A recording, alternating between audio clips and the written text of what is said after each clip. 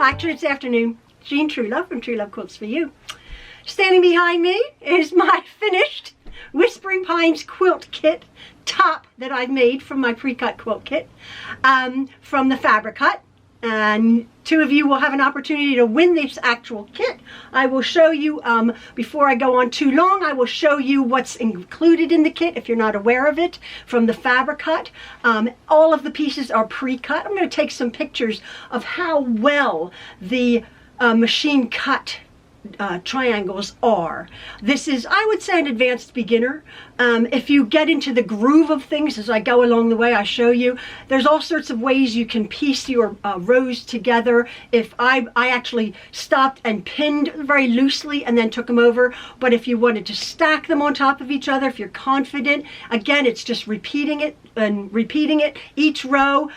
It's come together beautifully and just so easily and quickly, and there are some pieces left, as the kit says, for another a smaller project, a pillow or something. So I'll let you know what I do with that later. But again, comment below, tell me if you love the kit, your name, where you're from, and I will be picking, not right now, but two winners to get the entire kit, which includes everything bar the batting. It includes the backing, the binding, everything. So I hope you enjoy this little finished tutorial, quickly tutorial, as I made this quilt top. It took me about 8 hours to put it all together. But yeah, I'm very thrilled with it. Thank you very much, Ricardo and company from the Fabric Hut. Look them up. It's awesome. Thanks a lot, folks. Hope you enjoy this. So this is the kit as it comes with all of their pre-cut pieces, the Whispering Pines from the Fabric Hut. The kit includes the fabric big enough for this throw size, which is 64 by 77 inches. Now, because this is their own pattern, I've been said I can show as much as the pattern as I would like. I'm going to be doing the throw size, but on the back of the pattern, it tells you how much fabric, if you were going to use a ruler or a template, what you would need. So for the throw size, you would need 10 different quarter yards, 2 3/8 background fabric, which would be the white, the binding, which is 5/8 of a yard, the piece of batting, which does not come with the kit, but the backing, 4 yards, it does come. That is the beauty of this pre-cut quilt kit. Say that fast 10 times. These pieces here, the triangles, have all been die cut. Okay, meaning that 3/4 of the work is done for you. Now, the instructions are as it is.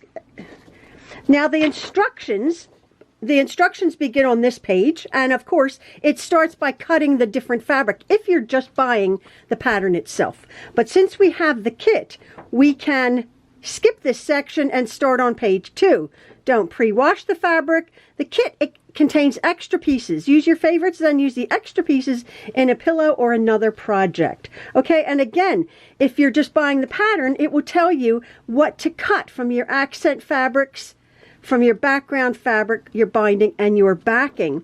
Again, this quilt uses a 60-degree triangle, 7.5 inches tall after they are cut. And then it gives you, if you're going to be just buying the pattern, it gives you the way to cut your pieces. However, I wouldn't do that. I would buy the kit because these are beautifully, beautifully cut. If you're going to be buying the kit and you don't have the ruler, they have kindly, very wonderfully put in a template for your triangle A, your triangle B, and your triangle C to print out and or to transpose onto quilting plastic or template plastic or cardboard. Now, it tells you the layout here for my throw quilt. Okay, it starts with what's called the odd row, and that is beginning with this triangle here, this quarter triangle, and then the white, and then the print, and as we go along. Now, I did notice that when these have been cut, this is exactly how they come out of the package. There is a point here, the triangle there, and it's squared off edge there. It's squared off. Okay? You can see that. That's done on the background fabric and the accent fabrics. Okay, it's squared off. So I'm putting these on my design wall, or I will be putting them on my design wall, and matching up the seams, because again, you're looking at this pattern if you're new or if you're a beginner, and you're like, how in the world am I going to get all of those points? That's the whole thing. Well, the most important thing, especially with this kit, is keeping your 1/4 inch seam perfectly perfect. If you keep your 1/4 inch seam, the beauty of this die cut, machine cut fabric is they go together beautifully. I will be demonstrating how I'm going to be putting a row together and pretty much how long that's going to take me to put that row together. I don't know if I'm going to be doing the entire quilt. I may do, but I just want to give you an overview if you are interested how to put this quilt together. So I'm going to go over to my design wall and show you what I've done so far. So as you can see, I've started my kit and I have it on a flannel backed tablecloth, which is just clamped up there, which the fabric sticks beautifully. There's 10 different fabrics of the focal fabric, and if I just keep a sort of a running, scrappy looking method of my focal fabrics here, I think it's going to be random and scrappy enough. I don't have to plan out my entire quilt. Yeah, I don't think so. So I'm just going to keep it like this. I'm going to be doing 2 rows. And I want to get up close and show you how the quilt probably will come together. I haven't done it yet, so I'm not sure. So we have these corner triangles here, but as you can see, the flat edge of the background fabric here and the flat edge of the triangle, the focal fabric here, that when we do the seam will match beautifully to create the 1/4 inch seam that you're going to be needing when we put the rows together. Now I'm going to be showing you how I'm going to be putting the row together, piece after piece, and then I'm going to show you how the rows go together where you don't lose the points. Now, I'm not perfectionist, I'm not perfect, but because these fabrics have been cut so beautifully, if the 1/4 inch seam is respected, trust the process. Perfect your 1/4 inch seam, and then even laying it out on the design wall, as you can see, with I've sort of tried to copy the 1/4 inch seam. It's a little bit crooked there, but once I do my 1/4 inch seams on these units here, then I go to do the row. You can see where I believe the points are going to be beautiful. Now I have actually taken the time off of my design wall to pin my units very loosely, all right? My colored and my background, the colored and the background, and the colored and the background, all the way over from the right to the left, all right?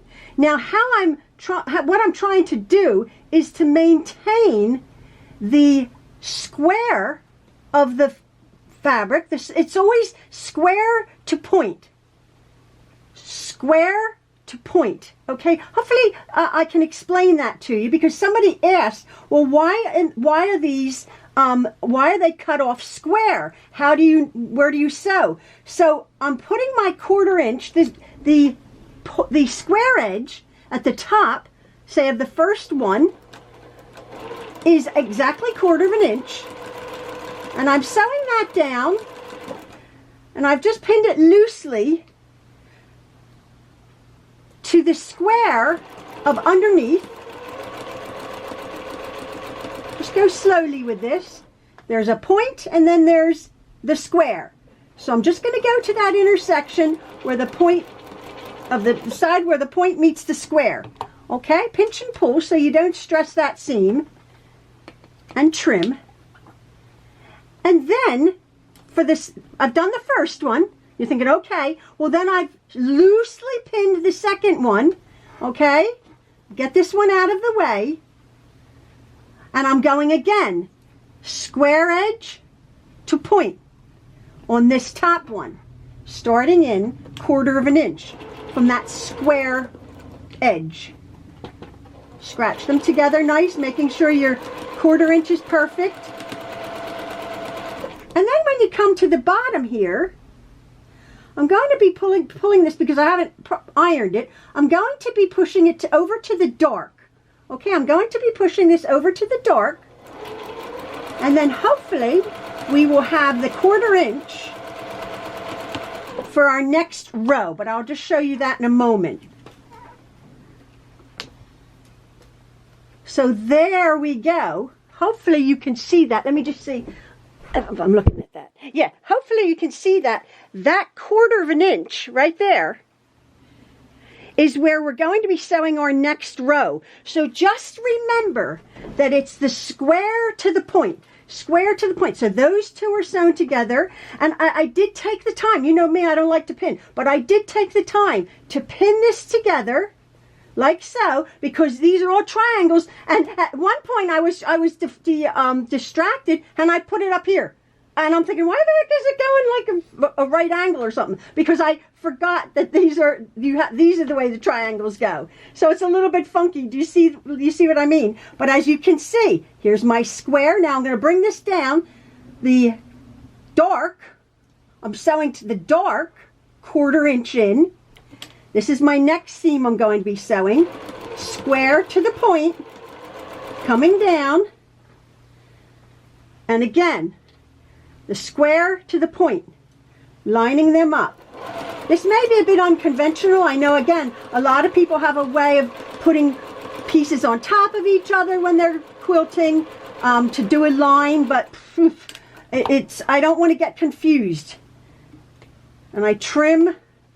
And again, there you go. There's the 1/4 inch that you're going to need to put, well, this will be the top row of the binding, and we will not cut off that point. When I go to press them, I will set that seam and I will press over to the dark. As you can see, this is where the seam wants to go. This seam wants to go this way. Now I'm going to come over to this seam where I pinned it loosely. And again, do I see square? Yep, I see square top to point. The square is my marker for my 1/4 inch. Just start up there, like so. You can see I'm not back stitching or anything. And I'm coming down here, finger press it to the dark over this way, and then go right off. And again, we have a square to the point. And that will make sure our edges together, and that will make our 1/4 inch seam. And then I will continue that. Let me just see. Yeah. And so there we go. Another perfect 1/4 inch.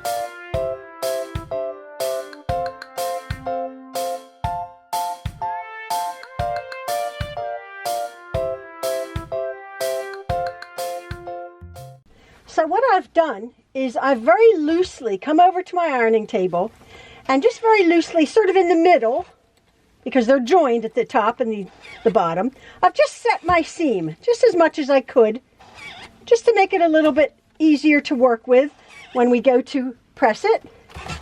I've set that seam like that.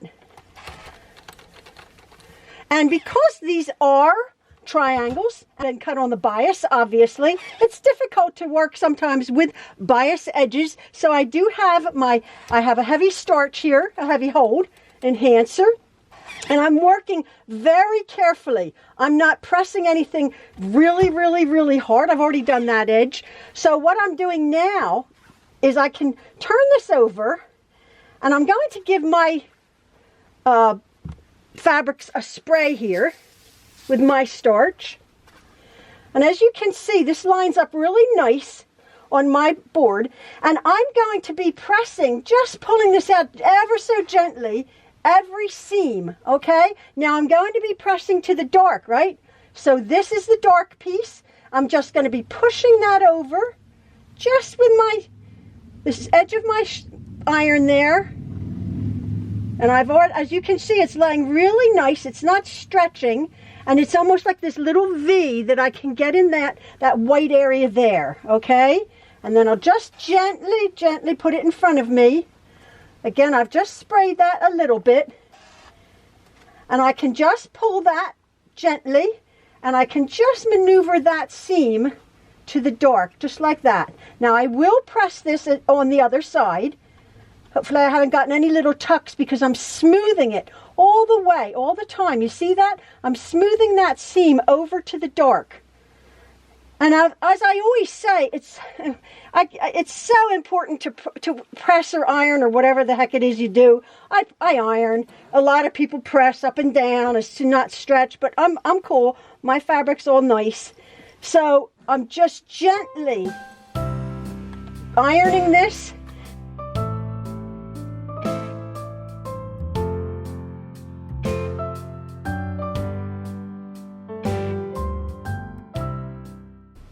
Okay, so I finished sewing my second row, and as you can see here, I have my 1/4 inch and my 1/4 inch, my 1/4 inch and my 1/4 inch, all the way down. So what I'm going to do is I'm going to bring this top row pretty side down to the second row pretty side, and I'm going to pin, hopefully at this 1/4 inch and 1/4 inch, so none of these will be cut off, and I'll just go along the whole length of my 2 rows, and I'll sew those 2 rows together. I've sewn the top row and the bottom row, the second row together, and what I've done is I've set that seam really carefully, like so, all along.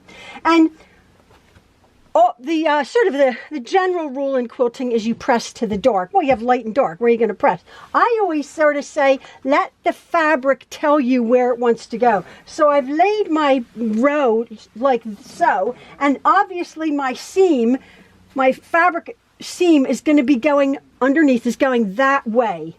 So what I've started to do is I've just nudged it up the whole way like so. I'm going to spray it again with some starch, making sure I'm not skewing anything. I'm just going to nudge that seam, which is underneath, towards the top of the top row. And as you can see, having sewn that well with my 1/4 inch seam, as you can see, my points here are perfect.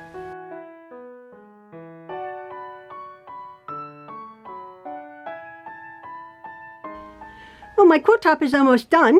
I've done the 11 rows. I have just one seam left. I constructed this sort of in 2 halves, so I wasn't working with all this fabric all at once. I would sew 2 rows together and then press them really nice and then construct them. And now I have the 2 halves, and there's a seam right here. So I just have one more seam to go to attach my top and my bottom of my quilt that I've made here.